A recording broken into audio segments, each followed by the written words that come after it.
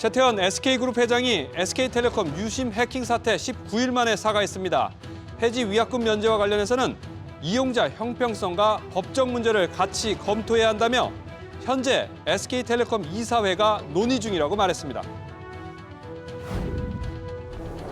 체코 두코바니 원전 수출 계약이 체결 하루 전 현지 법원의 결정으로 연기됐습니다. 정부는 본안 소송으로 절차가 넘어가더라도 최종 계약에는 큰 문제가 없을 것이라는 입장을 나타냈습니다. 미국과 중국의 관세 협상 기대와 아시아 통화 강세 영향으로 달러원 환율이 1,300원대에 진입하며 지난해 비상계엄 이전 수준으로 돌아갔습니다. 최근 조정을 받았던 국제 금값은 랠리를 재개하며 다시 사상 최고치 수준에 근접하고 있습니다. 삼성전자가 자회사 하만을 통해 5천억 원 규모의 미국 프리미엄 오디오 브랜드를 인수하며 글로벌 오디오 사업 강화에 나섰습니다. 삼성전자가 대규모 인수합병에 나선 것은 약 9조 원을 투자해 하만을 인수한 이후 8년 만에 사실상 처음입니다.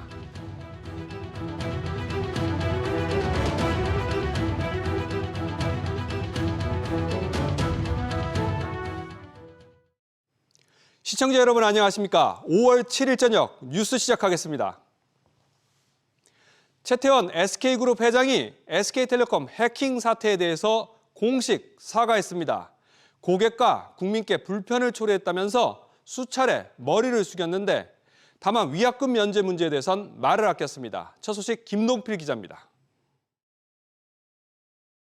최근 SK텔레콤의 사이버 침해 사고로 고객분들과 국민들께 불안과 불편을 초래했습니다.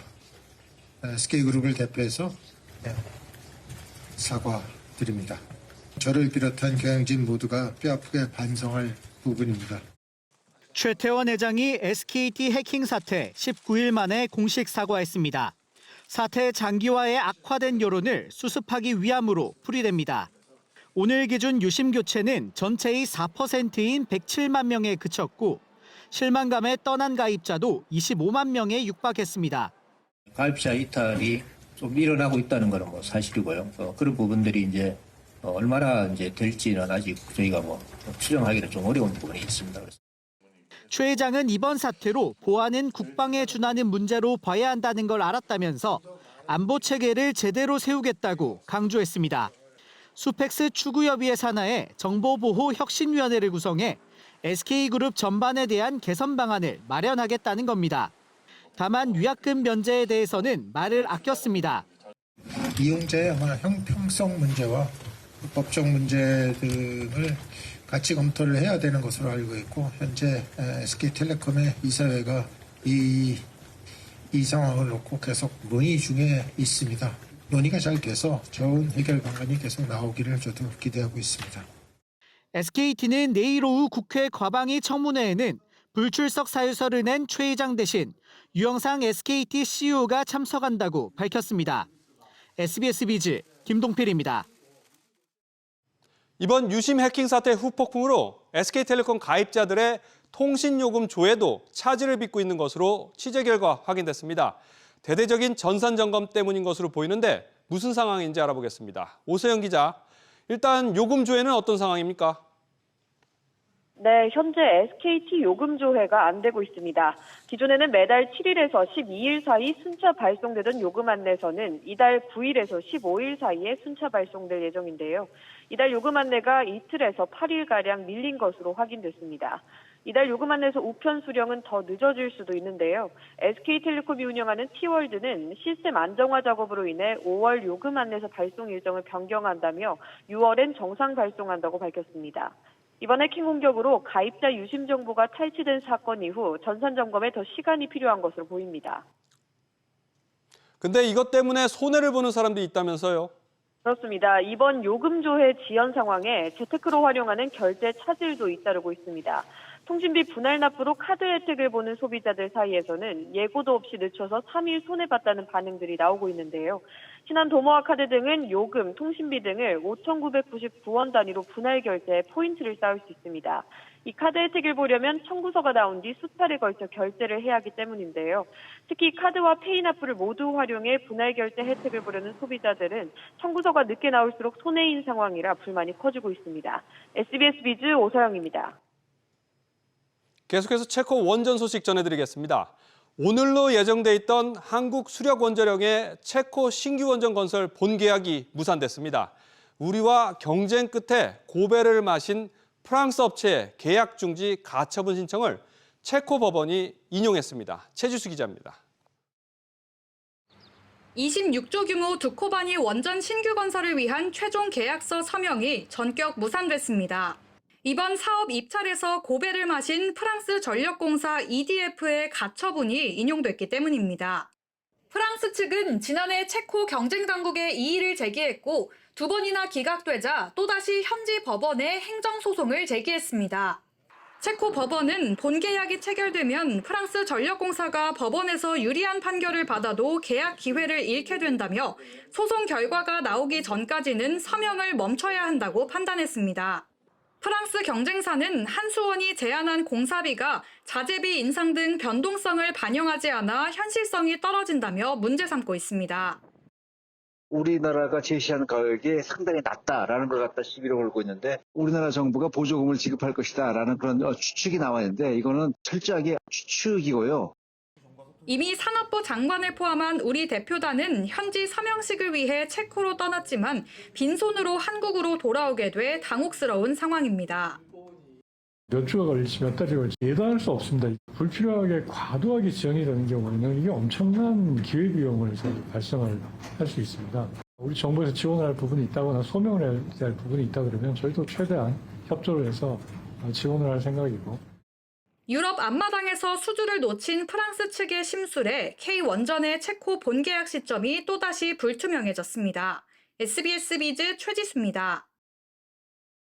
네, 보신 대로 본계약이 또다시 밀리자 체코 정부는 원전 본계약 제동을 건 이번 법원 결정에 항소를 결정했습니다. 향후 절차는 어떻게 되는지 이 내용은 최지수 기자와 좀 더 자세히 알아보도록 하겠습니다. 최 기자, 네. 체코 정부가 조금 전에 법적 절차를 밟겠다고 밝혔군요. 네, 그렇습니다. 사업의 발주처인 체코 전력공사가 법원의 결정에 항소하겠다고 밝혔습니다. 체코 정부는 입찰 과정에 전혀 문제가 없다는 입장인 만큼 이번 가처분 인용 결정에 항고하기로 결정을 한 겁니다. 내일 오전 체코 전력공사가 현지에서 국내외 언론을 대상으로 기자회견을 진행할 예정인데요. 이 자리에서 법적, 절차적 문제에 대해 설명하고 EDF 측의 소송에 대한 생각도 명확하게 밝힐 예정입니다. 이미 체코 경쟁당국에서 2차례 EDF 측의 이의 제기를 기각한 만큼 본 계약이 무산되거나 결과가 뒤집힐 가능성은 크지 않다고 보고 있습니다. EDF의 행정소송이 지난 2일이었는데 우리 정부가 좀 안일하게 대응한 건 아닌가요? 네, 그런 의문이 나올 수 있습니다. 가처분 결과가 나오기 전에 최종 서명을 위해 체코 출장 일정을 계획한 것에 대해 대응이 부족했던 것 아니냐는 의문이 나오고 있는데요. 하지만 우리 정부는 가처분 인용 가능성이 크지 않았다며 체코 발주처와 계속해서 소통을 해왔다는 입장입니다. 체코 정부 측에서 그게 큰 문제가 되지 않는다고 생각을 하고 저희 측에 이제 초청을 해서 저희가 이번에 일정을 잡아가지고 이렇게 오게 된 겁니다. 그래서 저희가 뭐 특별히 안일한 대응을 하고 한 것보다 입찰 결과가 나온 지가 한참이나 됐는데 계속해서 이렇게 경쟁사들이 발목을 잡는 이유가 뭡니까? 네, 실제 입찰 과정에서 문제가 있었다기보다는 시장 주도권이 흔들리는 해외 경쟁사들의 지연 전략으로 보입니다. 프랑스가 유럽 내 원자력에서 최강자로서 군림하고 있었는데 체코 사업에서 한국에 밀리다 보니까 입지에 대한 어떤 불안감 이런 것들이 크게 작용했을 것이라고 생각하고요. 다만 업계에선 프랑스의 이런 행위가 기술력 경쟁이 아닌 일종의 딴지 걸기식 대응이라는 점에서 장기적 관점에서는 득보다는 실이 더 클 수 있다는 분석도 나오고 있습니다. 네, 최 기자 잘 들었습니다. 다음 소식입니다. 6개월 만에 최저치로 출발한 달러원 환율이 장중 하락분을 반납하긴 했지만 1,400원 아래로 내려왔습니다. 무역 적자 해소를 위해서 미국이 교역국들에게 환율 하락을 요구하는 이른바 제2의 플라자 합의가 현실화하는 거 아니냐는 시장의 추측이 확산되면서 달러원 환율이 하루에도 20원씩 널뛰며 변동성이 확대되는 양상입니다. 신성우 기자입니다. 연휴 기간 영외 시장 흐름을 반영한 달러원 환율은 전거래일보다 약 25원 내린 1,380원에서 출발했습니다. 개장가 기준으로 지난해 11월 이후 약 6개월 만에 가장 낮았습니다. 대만 달러화 등 아시아 통화가 강세를 보인 것이 원화 가치 상승에 영향을 미쳤습니다. 미국과의 협상 과정에서 대만 달러가 일정 부분 강세를 보이는 것이 필요하다라는 그런 합의가 이루어질 수 있다라는 이제 시장의 전망들이 나왔고, 대만이 그런 과정을 거치게 되면 그 다음번 주자는 어쩔 수 없이 우리나라가 될 가능성이 높다라는 것이. 미국과 중국이 관세와 관련해 첫 공식 대화에 나설 것이라는 소식도 달러원 환율에 하락 압력으로 작용했습니다. 추가 하락에 대한 기대감도 나왔지만 달러원 환율은 도리어 장중 꾸준히 상승폭을 키웠습니다. 오후 중 1,400원 선으로 돌아오더니 1,398원에 주간 거래를 마쳤습니다. 개장가 대비 18원 오르며 하락분을 대부분 반납한 겁니다. 1,400원대만 계속 보다가 이제 오랜만에 이제 1,300원대로 내려오다 보니까 낙폭이 워낙 컸기 때문에 이제 매수 이런 쪽으로 들어오지 않았나라고 생각이 듭니다. FOMC에 대한 시장의 경계 심리도 원화에는 좀 약세 요인으로 작용하지 않습니다. 미국과의 환율 협상 등 산적한 변수에 변동성이 당분간 커질 전망입니다. SBS 비즈 신성우입니다. 금값 고공행진은 계속되면서 0.05g짜리 소수점 골드바까지 인기를 끌고 있습니다. 이 소수점 단위로 금을 사고 파는 은행권 골드뱅킹 잔액은 역대 최대를 기록했습니다. 계속해서 이한나 기자입니다. 어버이날을 앞두고 동전 형태의 카네이션을 새긴 순금 코인이 인기입니다. 금값이 이렇게 많이 상승을 하면서 올해부터 나온 이런 초저중량 금 제품인데요. 0.05g부터 나오기 시작해서 2만 원대부터 구매하실 수 있게끔 준비가 되어 있습니다. 상당히 인기가 많고 전체가 품절이 돼서 지금 판매를 할 수 없는 상황입니다.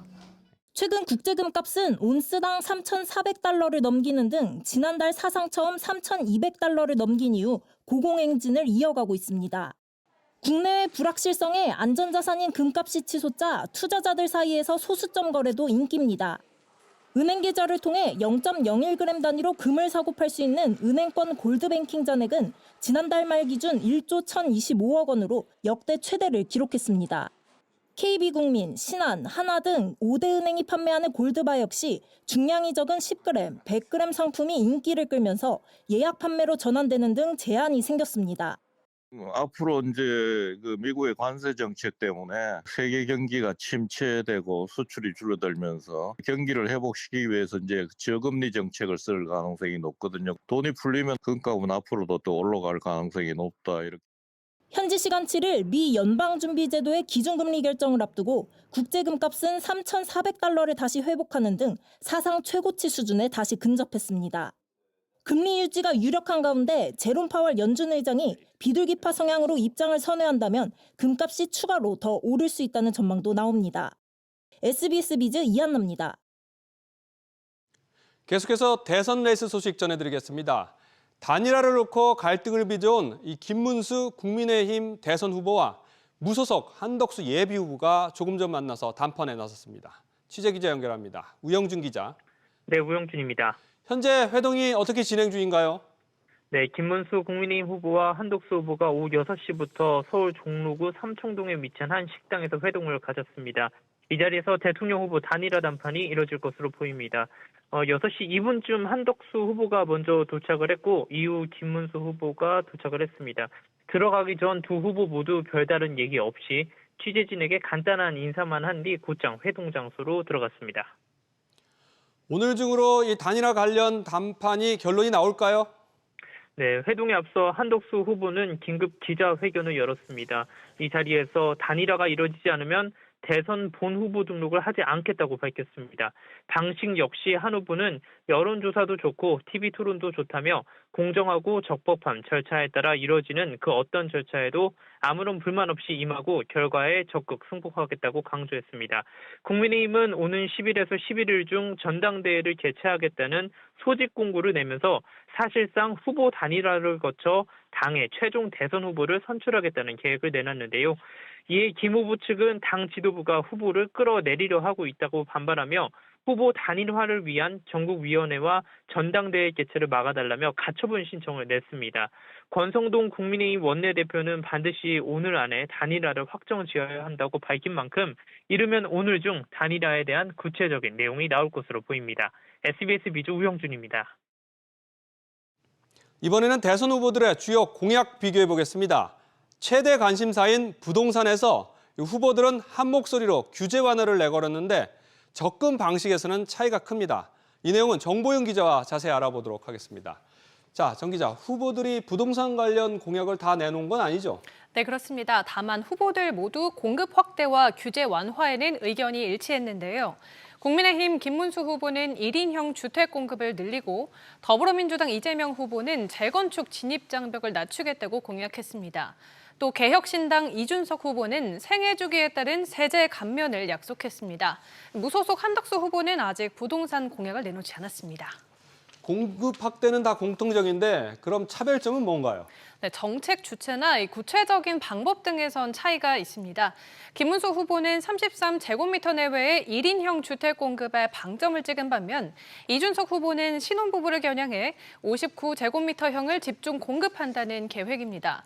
또 이재명 후보는 4기 신도시나 공공유휴지 활용 등 민간보다는 정부 주도 공급을 강조하고 있습니다.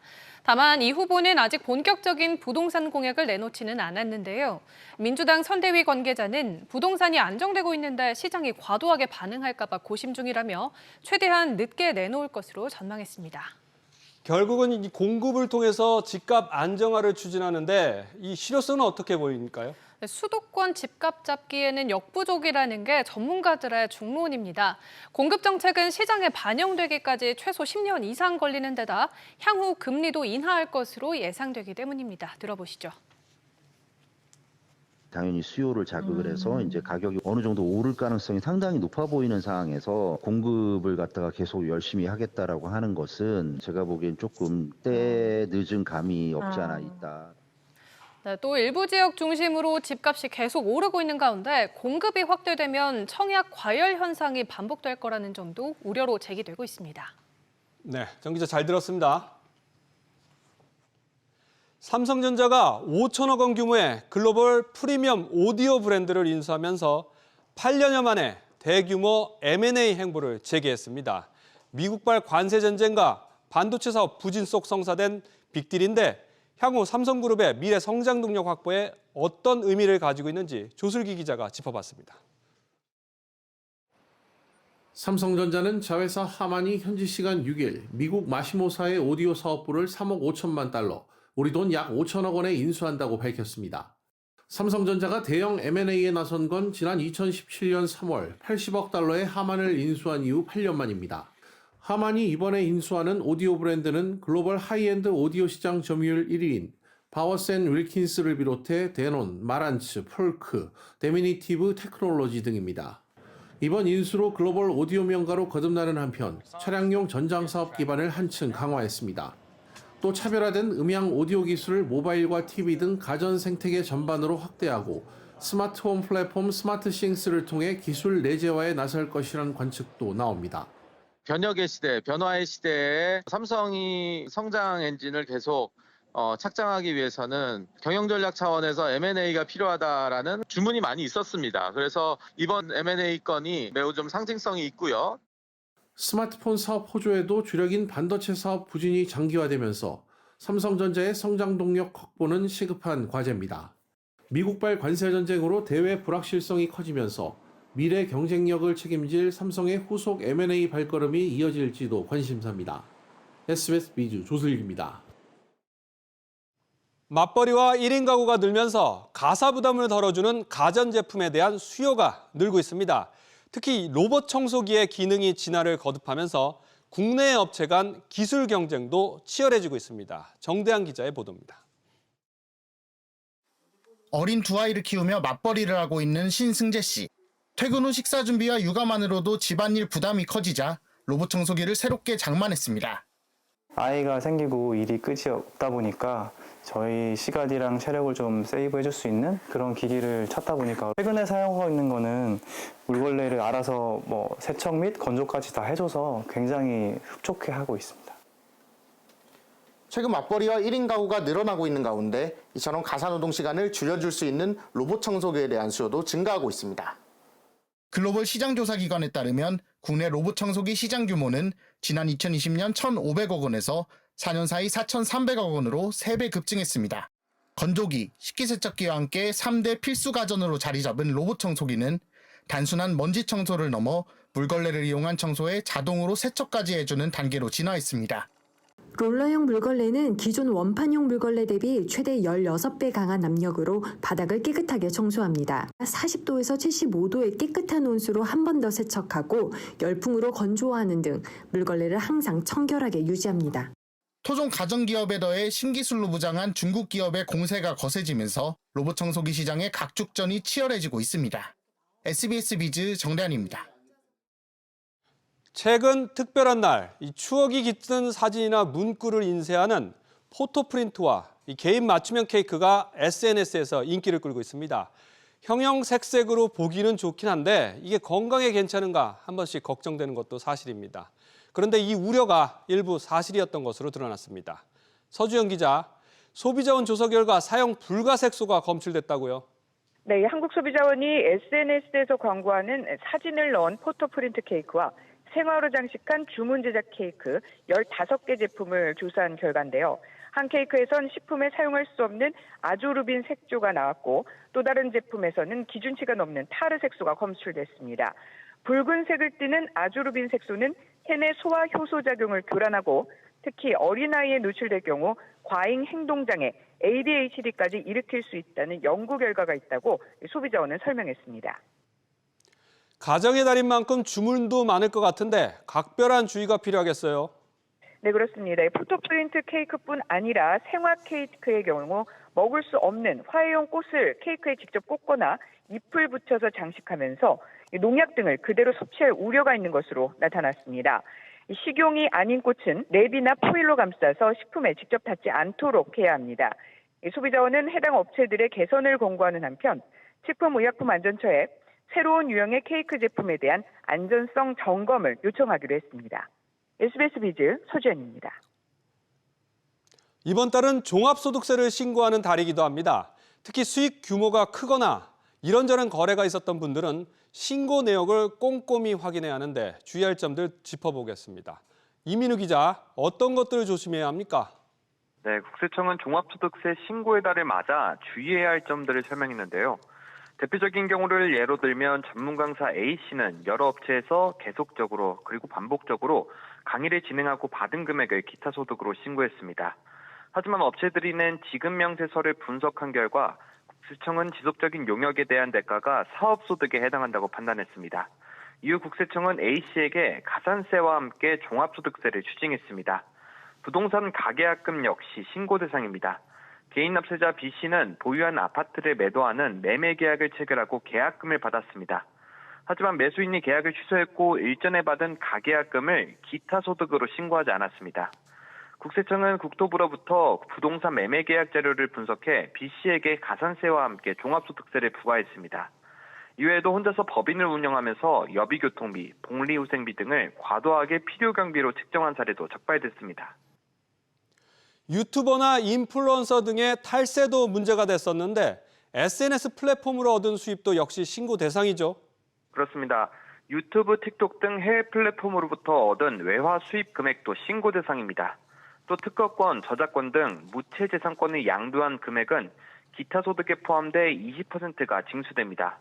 아울러 업무 전용 자동차는 보험에 가입하지 않았다면 필요경비에 산입할 수 없습니다. 이와 함께 건물이나 토지 등 사업용 유형자산의 처분가액은 사업소득으로 분류됩니다. 국세청은 올해 성실납부 대상자 119만 명에게 이런 내용을 안냈는데요. 대상자는 신고도움 서비스를 통해 다양한 유형의 개인 맞춤형 정보를 확인할 수 있습니다. SBS 비즈 이민우입니다. 미국 연방준비제도의 기준리 결정을 하루 앞둔 가운데 코스피가 26일 만에 2,570선을 회복했습니다. 오늘 코스피는 외국인과 기관의 매수세에 힘입어 지난주 금요일보다 0.55% 오른 2,573.8에 거래를 마쳤습니다. 코스닥 지수도 0.13% 오르며 722.81에 장을 마감했습니다. 오후 5시 40분 기준 애프터마켓 종목들은 한국거래소 종가보다 0.01% 내린 채 거래되고 있습니다. 안녕하세요. K웨더 라이프스타일 1부 박일아입니다.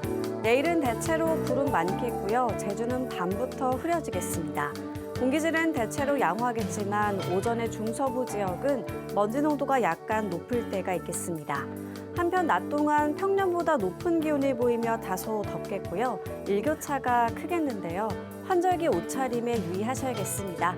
다음은 자세한 지역별 날씨입니다. 중부지방 낮 기온 서울과 대전 25도까지 오르겠습니다. 동해안 낮에 속초 18도, 강릉은 19도에 머물겠습니다.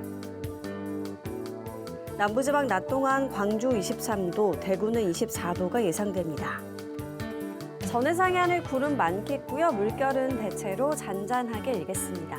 금요일은 전국에 비가 오겠고 일부 중서부와 영서 지역은 토요일까지 이어질 수 있겠습니다. 한편 비가 오면서 기온은 내림세를 보이며 쌀쌀해지겠습니다. 날씨였습니다. 오늘 저희가 준비한 소식은 여기까지입니다. 시청해주신 여러분 고맙습니다.